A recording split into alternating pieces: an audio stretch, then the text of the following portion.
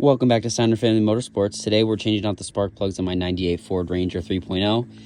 Most of them tell you what your spark plug gap should be right here. Mine do. I set it using a spark plug gap tool and feeler gauges to double check. Basically, I put a tiny bit of anti-seize on this. You do not want to get any near the end of the tip, only on the threads and a very minimal amount. So I'm about to pull out the last spark plug. I already did the other 5. And I also used dielectric grease and put it inside of the boot of the spark plug. I put it right inside of the boot of the spark plug just to give it the best seal and contact it can. My truck's been throwing a cylinder 3 misfire every once in a while, so I'm changing out all my spark plugs, and as you can see, these ones are due.